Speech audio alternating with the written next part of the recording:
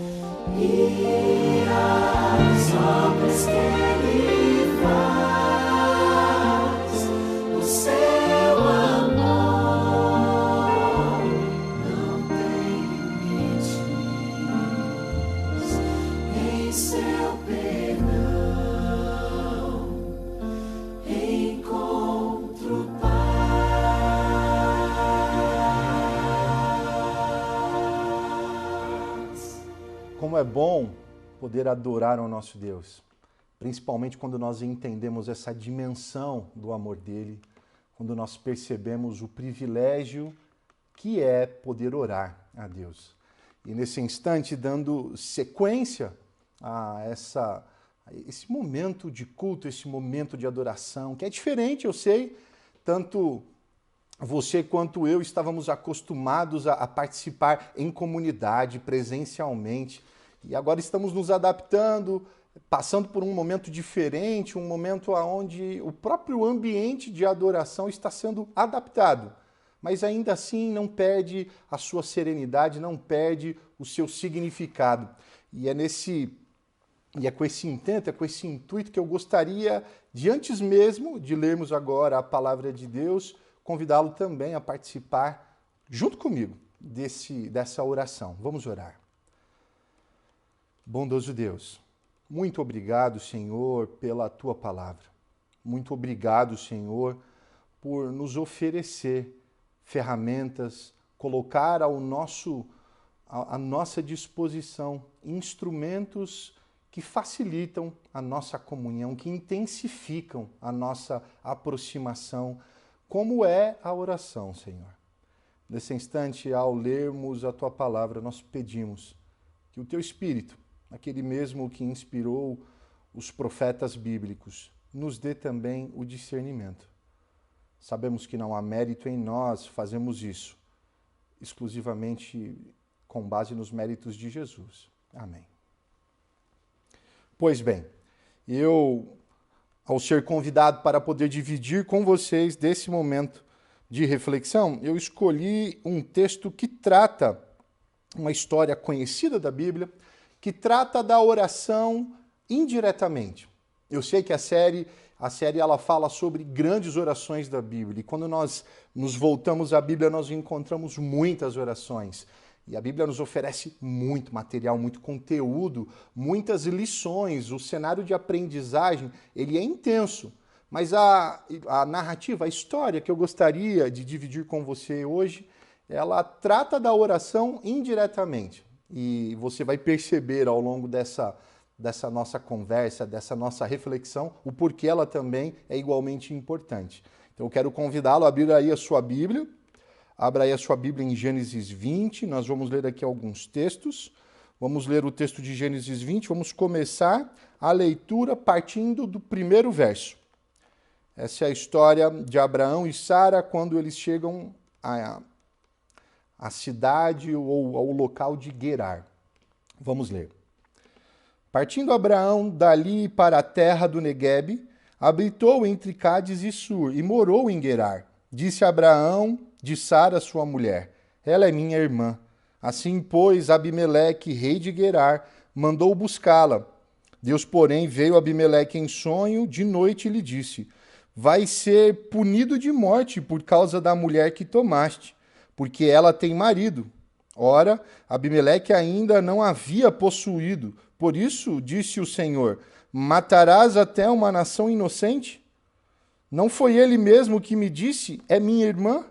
E ela também me disse: ele é meu irmão. Com sinceridade de coração e na minha inocência foi que eu fiz isso. Respondeu-lhe Deus em sonho: bem sei que com sinceridade de coração fizesse isso. Daí o ter impedido eu de pecares contra mim, e não te permitir que a tocasse. Agora, pois, restitui a mulher a seu marido, pois ele é profeta, e intercederá por ti, e viverás. Se, porém, não lhe restituíres, sabe que certamente morrerás, tu e tudo o que é teu.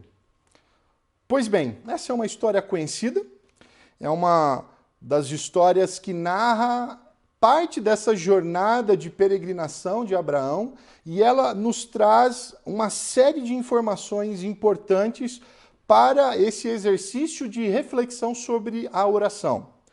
E você, aí desse outro lado da tela, já deve ter percebido que, de uma maneira direta, a palavra oração ela é citada nessa história. E é exatamente isso que torna essa história muito especial. Porque nós estamos diante da primeira ocorrência da palavra oração no texto bíblico. A primeira vez que a palavra oração ela é apresentada é justamente na história de Gênesis 20, tendo como aquele que ora, o patriarca Abraão, Mas não somente isso. O que torna essa história ainda mais curiosa é pensar que essa história não apenas apresenta o patriarca Abraão como aquele que ora, mas ela também o apresenta sendo ele um profeta. E pensa aqui comigo, olha só como essa história ela carrega uma série de curiosidades. Se você for parar para prestar aqui uma atenção, você vai notar que entre essas peculiaridades que essa história carrega, você encontra algumas dissonâncias, principalmente no que diz respeito na apresentação de Abraão como um profeta de Deus. E eu digo por quê? Porque é estranho olhar para Abraão como um profeta nesse cenário, envolvido pela trama que a história nos apresenta, carregado aqui de algumas características um tanto quanto controversas. Perceba que inicialmente Abraão ele é apresentado como alguém que está de alguma maneira elaborando uma espécie eu vou chamar aqui de distorção da verdade. Ele manipula a verdade para alcançar um determinado fim. E é curioso notar que esse aqui é apresentado como um profeta de Deus. Geralmente, quando nós pensamos em profeta, é muito comum pensar em profeta e considerar alguns elementos místicos que parecem orbitar essa atmosfera. Você pensa assim, o que é um profeta para você? Como é que você caracteriza um profeta? Talvez uma das reações iniciais, uma das reações primárias que aparecem quando nós tentamos designar ou identificar o profeta é associá-lo à ideia do sonho, é associá-lo à ideia da visão. E nesse cenário é curioso porque quando você olha para aquilo que o texto está nos informando, existe alguém que sonha nesse texto. Mas este alguém que sonha não é o profeta. Não é apenas esse elemento que nos coloca algumas inquietações quando tentamos entender essa história. Abraão é apresentado então como um profeta e na leitura da história você nota que Deus ele em sonho aparece para um outro que não é o profeta. Nesse caso, um rei de uma outra nação. Poderíamos entendê-lo inclusive como uma espécie de rei estrangeiro. Um rei que não faz parte desse círculo, digamos assim, de familiaridade do próprio Abraão. Entendemos que Deus ele escolhe Abraão, Deus separa Abraão, Deus tem um propósito para a vida e para a jornada de Abraão. E toda a história ela gira em torno dessa narrativa, desse propósito, dessa história que está se desenvolvendo. E de repente entra em cena aqui alguém estranho à história. Ele não é protagonista, ele exerce aqui um papel de coadjuvância e é comparado com o profeta. Curiosamente, não é o profeta quem sonha. Isso por si só já traz algumas questões, né? Perceba que esse texto ele parece tentar desmistificar essa figura e orientar a nossa compreensão dela para aquilo que verdadeiramente importa. Abraão, ele, inclusive, nessa narrativa que nós acabamos de ler, ele apresenta alguns comportamentos que são, como eu disse, controversos. Essa não é a primeira vez que Abraão ele é retratado como alguém que tenta, de alguma maneira, manipular a verdade. Se você for voltar, na verdade, algumas páginas para alguns capítulos, você perceberá que logo após ser chamado, ali no capítulo 12, no capítulo 13 ainda de Gênesis, Abraão ele é narrado como alguém que desce em direção ao Egito. E quando ele chega lá no Egito, ele mais uma vez se depara com uma situação desconfortável. E para lidar com essa situação de desconforto, ele mais uma vez, ou na verdade ali pela primeira vez, narrado na história, ele escolhe mentir. Essa história então de Gênesis 20, ela ecoa o que aconteceu em Gênesis 13. Diferentemente do que aparece lá em Gênesis 13, nós temos uma interação, digamos assim, um pouco mais ativa entre este personagem que aparece de maneira coadjuvante na narrativa, uma participação mais ativa deste personagem com Deus, ou de Deus diretamente com este personagem.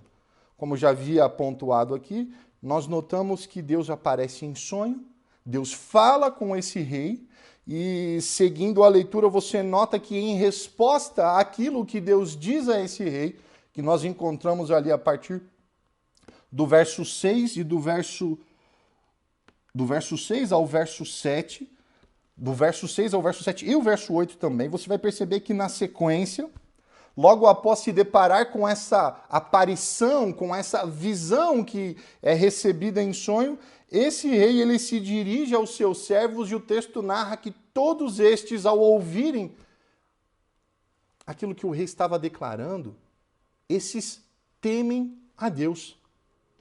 Um outro ponto extremamente curioso nessa narrativa. Porque essa narrativa, ao invés de apresentar a nós o profeta, Abraão, eleito de Deus, como alguém que sim, sonha, e como alguém que teme a Deus, e antes de tomar as suas atitudes, antes de escolher ou de bolar a sua própria estratégia, procura de alguma forma consultar a Deus para entender qual o seu caminho, para buscar discernimento, o texto, na verdade, parece omitir essa relação. Note que Abraão parece nem conversar com Deus. Quem está conversando com Deus nesse texto é o rei pagão. E perceba como é impressionante a maneira como esse rei responde a Deus. Deus não apenas aparece e avisa, mas após aparecer e avisar, esse rei ele parece reconhecer a autoridade de Deus e submete a sua situação àquilo que Deus havia ordenado. Começa então esse processo de devolução ou de restituição da mulher de Abraão. E essa história ela vai ganhando contornos ainda mais dramáticos, porque nós percebemos que Abraão, logo em seguida, ele vai tentar justificar o porquê dessas ações. E essa justificativa é aquilo que nós encontramos na sequência do texto, a partir do verso 17. Quando é descrito a nós a ação ou a maneira como Abraão lida com essa situação.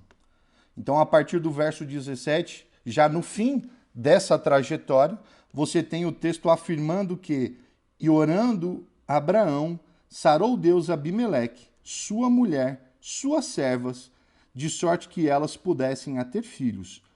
O texto vai dizer o porquê, né? Porque o Senhor havia tornado estéreis todas as mulheres da casa de Abimeleque, por causa de Sara, mulher de Abraão. Pois bem, o que é que você nota a partir desta ação de Abraão? O desfecho desse texto o término desse texto aponta para a ação do profeta.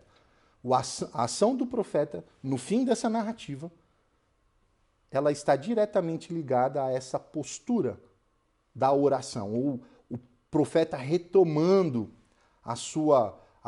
o seu papel, a importância do seu papel na história.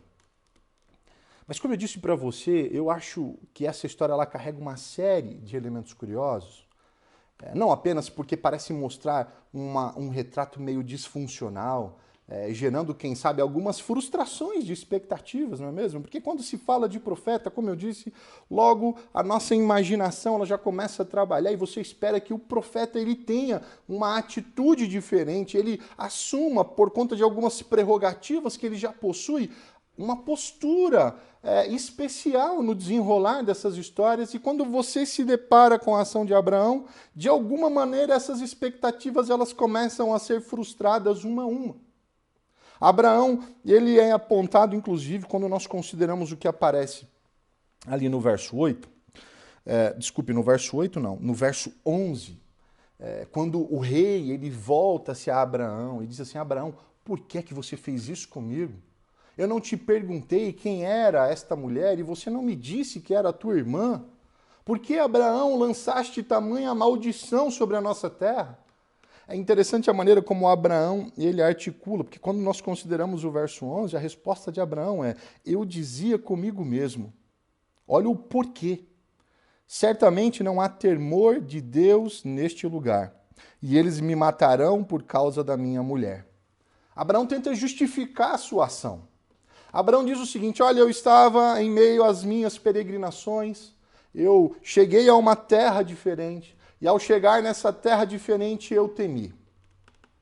Eu, quando cheguei a esta terra, eu olhei para o lugar, olhei em volta e comecei a avaliar. Eu disse, certamente, olha o que Abraão declara no verso 11, eu disse em meu coração, certamente não há o temor de Deus nesse lugar, certamente a presença de Deus não está aqui, certamente não existem pessoas neste lugar que temem a Deus.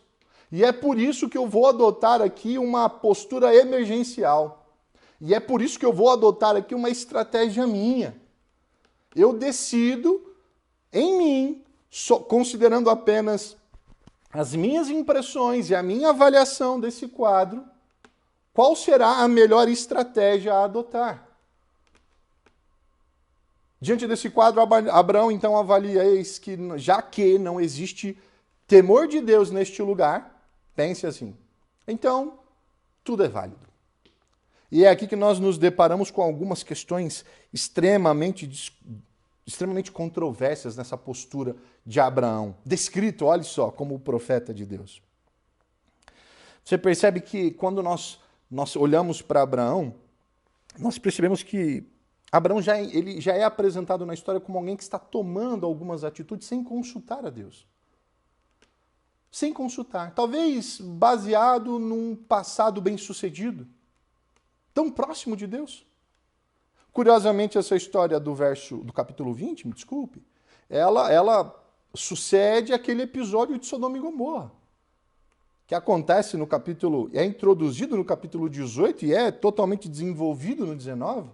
E é justamente nessa história que você encontra um Abraão se voltando para Deus e intercedendo e orando, sentindo inclusive a vontade para conversar, para tentar intermediar uma situação. Se você volta um pouco, você vai encontrar outros episódios onde é notável essa aproximação, essa relação em comum, essa comunhão que existia entre Abraão e Deus.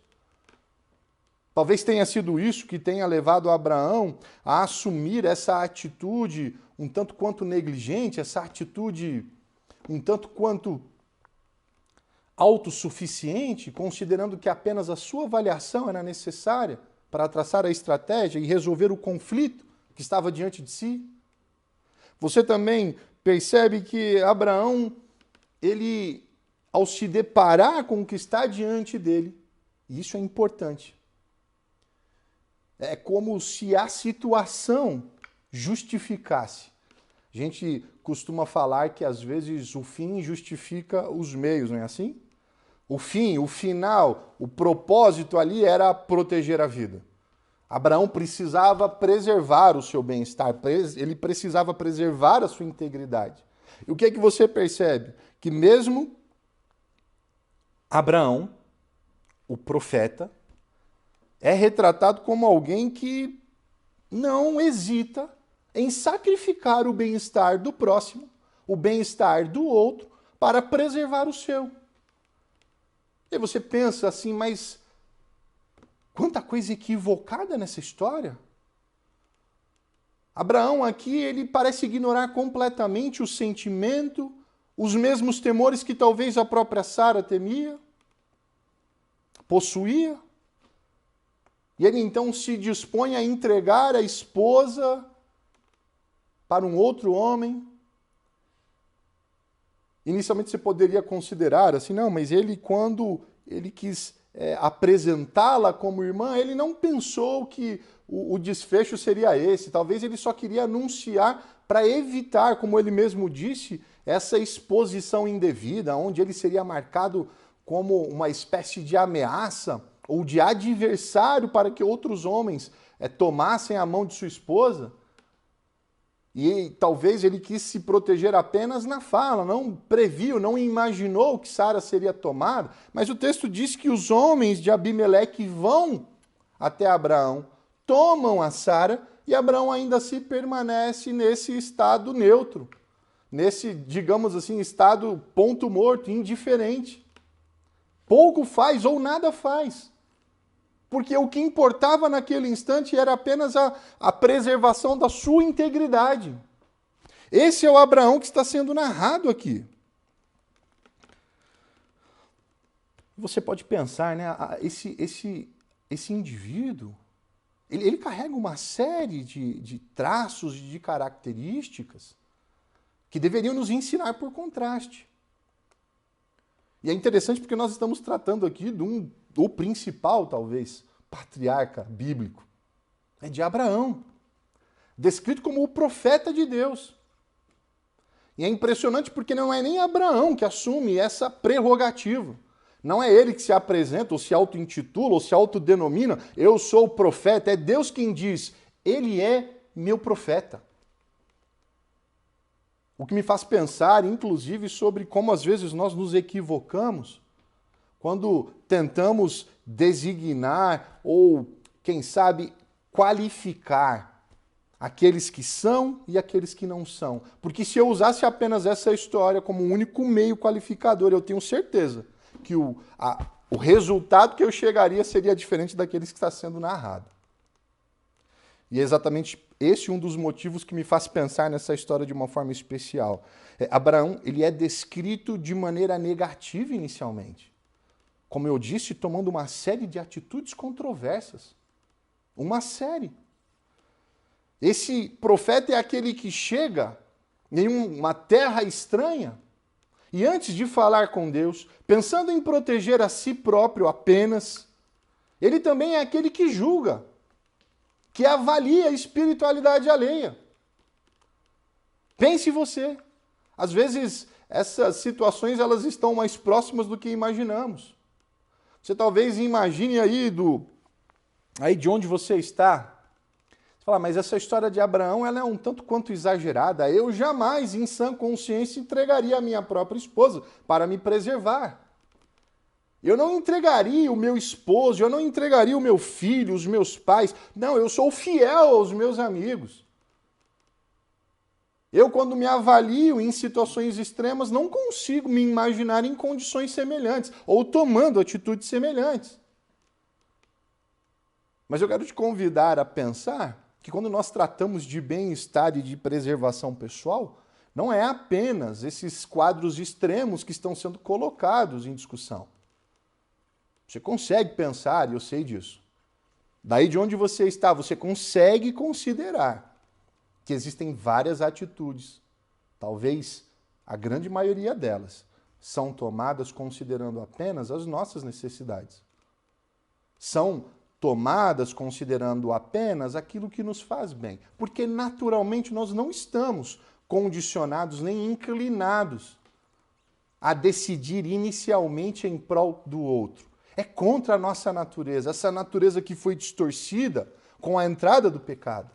Essa natureza que é autocentrada, essa natureza, como diz Martinho Lutero, é a natureza do homem corcunda, daquele que não consegue enxergar nada para além do seu próprio umbigo. Tornou-se corcunda de tanto que olhou para si. Abraão preocupado com a autopreservação. Abraão agindo como alguém que se vê suficiente, se vê pronto para tomar decisões sem consultar aquele que já havia definido a rota, a jornada da sua vida. Abraão como aquele que acha que na condição que ele está, ele é capaz e tem o direito de julgar a espiritualidade alheia, toma uma tremenda de uma rasteira nessa história.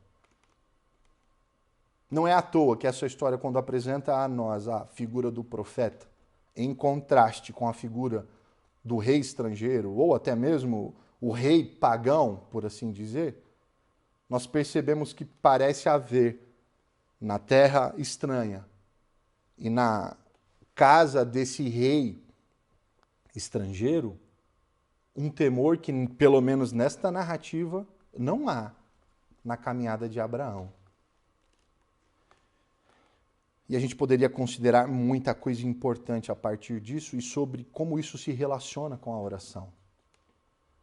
Porque é somente a oração que parece trazer a jornada de Abraão de volta para os trilhos.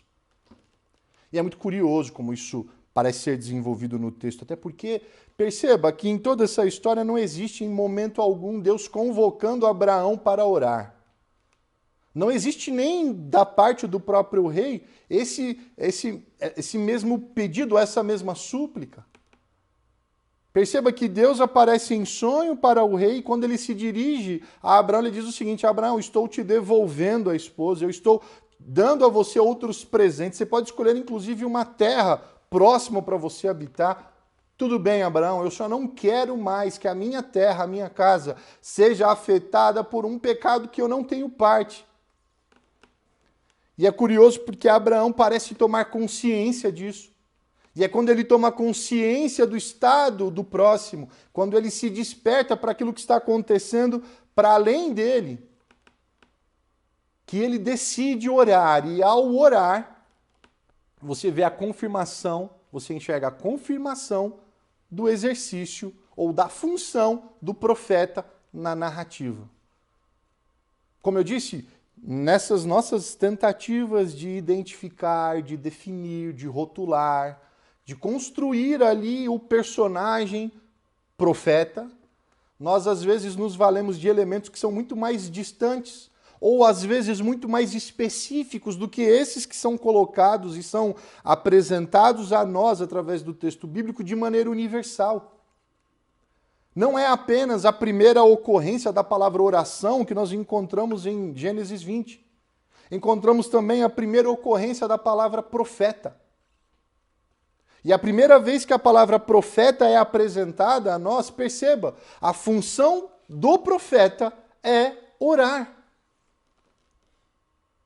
Algo que é importantíssimo para a nossa jornada. Principalmente quando nós consideramos o que é a igreja de Deus nos nossos dias.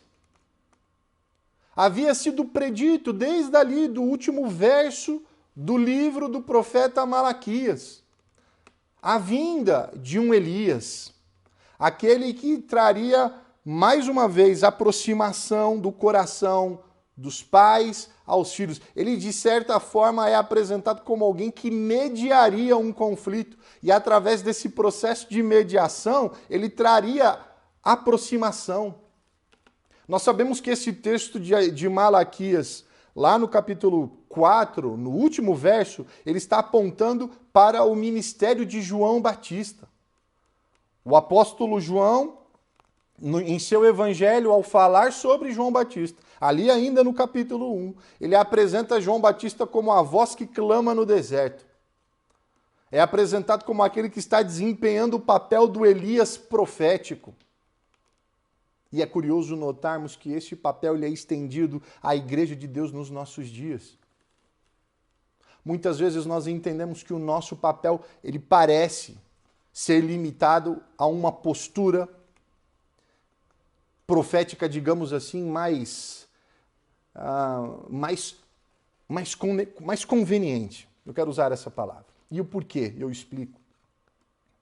Entendemos que o papel profético dos nossos dias, ele parece ser especificamente a função de anunciar que Jesus está voltando e de denunciar os problemas que estão à nossa volta.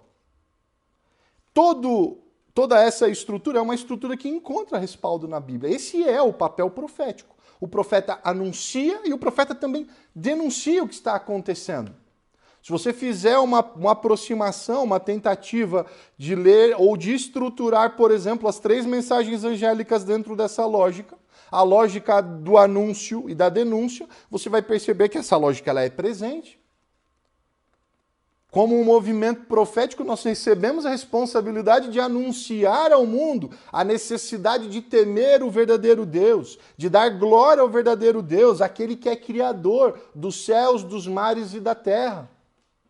Sabemos também da nossa responsabilidade de denunciar o que está acontecendo, que é retratado no texto como uma contraproposta da verdadeira religião, de um sistema religioso corrompido, que não diz especificamente a uma denominação, mas que fala de toda uma lógica de se viver religião, de se viver espiritualidade comprometida. Essa é a chamada lógica de Babilônia, que lá, inclusive, no texto de Apocalipse 14, também é apresentado como uma denúncia. Então, o profeta, ele anuncia, temam a Deus e dê-lhe glória. Mas também, tomem cuidado com a grande Babilônia que está caindo.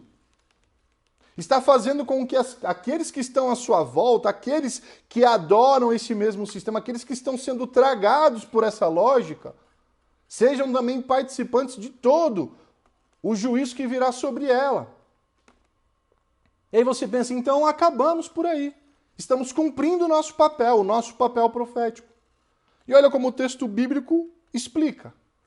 Olha como o texto bíblico parece construir a participação, a figura ou a função profética com algo extremamente mais simples. Ou talvez algo muito mais elementar, algo que dê sustentação para tudo isso. O texto diz: o profeta de Deus ora. O profeta de Deus media. Independentemente do que estiver acontecendo à sua volta, o profeta precisa entender que se o ministério profético, se a sua jornada ela é resumida a alguns elementos selecionados por conveniência, ele automaticamente está desempenhando um ministério manco. O seu ministério não está completo. Está faltando algo. Não adianta anunciar apenas, não adianta denunciar apenas. Se faltar a oração, faltou tudo. Faltou a base, faltou a sustentação. Se faltar a intercessão, o que resta? E é por isso que eu gostaria de convidá-lo ao avaliar a situação que você está inserido hoje. Perceba, Abraão tinha motivos para temer. E é por temer que ele compromete a sua caminhada naquela terra. Mas é por temer a coisa errada. Abraão não deveria tirar o seu temor, ou dirigir, ou direcionar o seu temor para qualquer outro lugar que não fosse a Deus. Hoje nós vivemos em um lugar que está cada vez mais gerando temores. A situação é essa. Seja por medo da gripe, seja por medo do vírus, seja por medo dessa questão financeira, de toda essa problemática social que está à nossa volta, as pessoas estão com medo. E às vezes, por temer a coisa errada, nós comprometemos a nossa jornada. O convite que é feito a você hoje é um convite simples. Coloque o seu temor na direção certa. Não negligencie a sua responsabilidade profética de ser um intercessor, de orar, de quem sabe considerar a situação que o seu vizinho está enfrentando, de lembrar das condições que as pessoas da sua comunidade religiosa estão enfrentando, de lembrar do seu país. Negligenciar a oração, negligenciar a intercessão é jogar por terra a base daquilo que nos define como movimento profético dos últimos dias. Nós não apenas anunciamos, denunciamos, proclamamos. A Igreja de Deus não deve, e quando eu digo igreja, eu falo isso a você, falo isso a mim. Nós não devemos negligenciar a necessidade e a responsabilidade que temos de interceder. É por isso que nesse instante eu quero convidá-lo para participar comigo também de uma oração. Aí onde você está, feche os seus olhos, vamos orar. Grandioso Deus, nós louvamos o Teu nome porque o Senhor nos mostra a direção da Tua vontade através da Tua palavra. Muitas vezes, Senhor, essa direção não está tão clara E muitas vezes essa direção ela precisa ser encontrada com um certo esforço de meditação, um certo esforço reflexivo. E é por isso que nós queremos pedir que o Teu Espírito nos dê essa ajuda, nos dê esta condição de, ao ler a Tua palavra, perceber de maneira clara e de maneira limpa a Tua vontade para a nossa vida. Na história registrada aqui do profeta Abraão, nós extraímos inúmeras lições para a nossa própria caminhada. E é por isso, Senhor, que quero pedir que o Senhor nos dê força para aplicar esta lição, estas lições como um todo, para o cumprimento, Senhor, para o cumprimento desse papel, desta função que o Senhor nos reservou. Que esse movimento profético esteja atento a toda, Senhor, a toda a sua responsabilidade, seja anunciando, seja denunciando e, principalmente, seja intercedendo. Que a Tua bênção se estenda a todos esses, Senhor. Aqueles que estão nos ouvindo agora, aqueles que nos ouvirão em outro instante também. Que eles possam sentir o Teu chamado, que eles possam sentir, Senhor, esta oportunidade, esta novidade de vida que o Senhor oferece a cada instante. E que através desta percepção, que haja nele, Senhor, também o desejo de se entregar para viver essa nova vida. Te agradecemos e fazemos isso em nome de Jesus, Senhor. Amém. E agora, para encerrar esse nosso momento, eu quero convidá-lo a participar de uma maneira um pouco mais direta, uma maneira um pouco mais ativa. Aí aonde você está agora, junto com a sua família, junto com os seus amigos, com as pessoas que estão à sua volta, e se você por um acaso estiver aí sozinho, é possível fazer sozinho também. Mas eu gostaria que você, nesse instante, separasse um tempinho para também viver essa experiência da intercessão. Olhe aí aonde você está. Tente lembrar das pessoas que estão à sua volta. Lembre das condições que nós estamos vivendo agora e assuma agora esta função, este papel que lhe cabe, que é o papel de um intercessor. A sua casa também é uma igreja de Deus e não é à toa que esse nosso programa ele tem por finalidade deixar claro que cada lar funciona como uma igreja, porque você participa de maneira ativa dele todos os dias. Eu quero estender a você o meu cumprimento e o meu desejo de que esse período seja um período também de grandes bênçãos, de grandes descobertas, de grandes reflexões na palavra de Deus e principalmente de muita oração. Até mais.